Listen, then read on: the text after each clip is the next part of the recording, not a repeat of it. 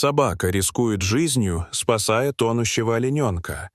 Но то, что произошло дальше, невероятно. Дорогие зрители, прежде чем мы продолжим, напишите в комментариях, где вы находитесь. Нам правда интересно узнать, из какого вы города. Приятного просмотра! Одним тихим утром на окраине леса у реки Мэйлин маленький олененок оказался один.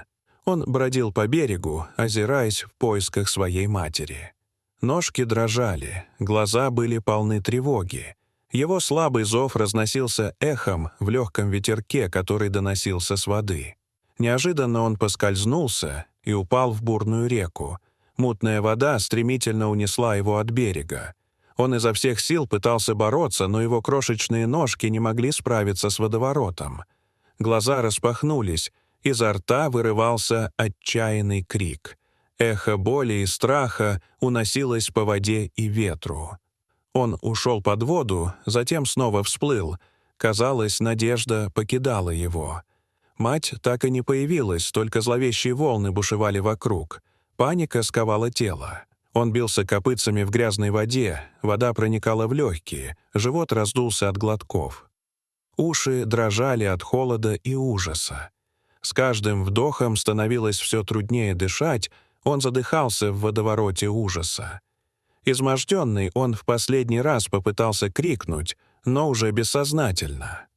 Огромная волна швырнула его в сторону, он закружился, дрейфуя рядом с торчащей из воды веткой. Но поблизости не было никого. Олененок вот-вот должен был исчезнуть в водах Мэйлина. На Кларксон-роуд, неподалеку от того места, Джеймс Харлоу ехал в своем стареньком зеленом кабриолете. Рядом сидел его белый лабрадор, Сноу. Вдруг до их ушей донесся странный, почти неразличимый звук. Сквозь шум колес и воды слабый отчаянный крик. Джеймс резко затормозил, нахмурился, осмотрелся. Сноу поднял голову, навострил уши и тихо зарычал, словно тоже что-то почувствовал. Джеймс выбежал из машины, направившись к реке, где вода бушевала особенно сильно. «Есть кто-нибудь?» — крикнул он. В ответ только рев воды. Сноу вдруг громко залаял и, не дожидаясь команды, рванул к реке и прыгнул в воду. Джеймс побежал следом. Там, посреди бурного потока, он увидел маленькую тень олененка. «Господи!» — прошептал Джеймс. Его сердце бешено заколотилось. Сноу плыл быстро, мощными движениями лап, разбрасывая воду по сторонам. Его глаза были полны решимости. Олененок из последних сил держался на воде. Он еще не знал, что спасение рядом. Сноу приблизился, вытянул шею и аккуратно ухватил олененка за шею, не причиняя боли. Малыш вздрогнул, инстинктивно сжав ноги. Он подумал, что это хищник. Но вместо когтей — теплое, надежное прикосновение. Сноу начал плыть обратно, держась изо всех сил. Каждое движение — уверенное, выверенное. Он держал голову олененка над водой, не давая ему уйти под воду. На берегу Джеймс опустился на колени, готовый помочь. Сноу подплыл ближе, всего несколько метров до спасения. Джеймс вытянул руки, взял олененка из пасти пса и осторожно опустил его на траву. Олененок дрожал. Из ушей и рта стекала вода. Джеймс снял куртку, укутал его.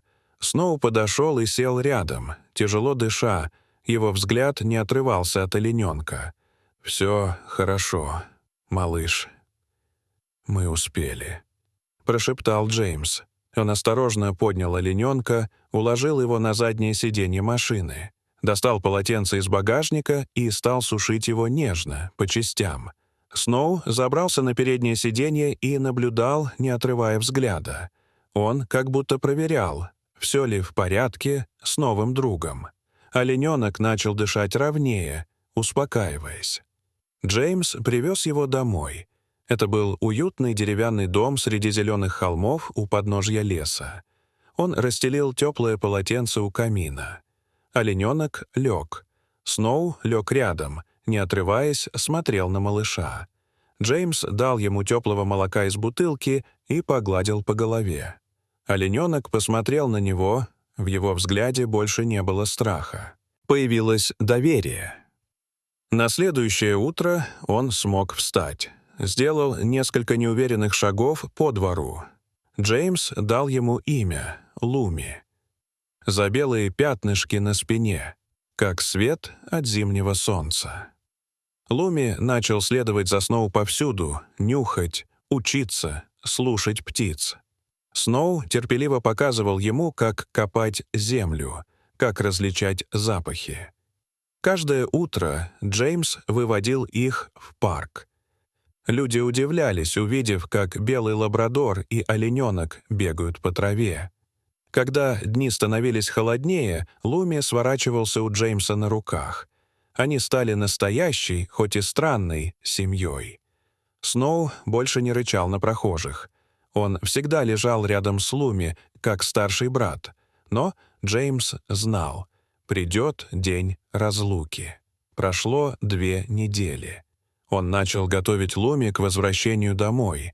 Он изучал карту реки Мейлин, отмечал места, где могла быть мать-олениха.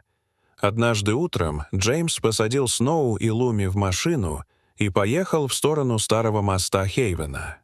Луми молчал, но уши его двигались, ловя звуки.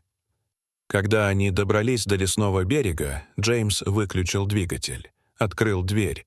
Сноу носился по поляне, вынюхивая следы.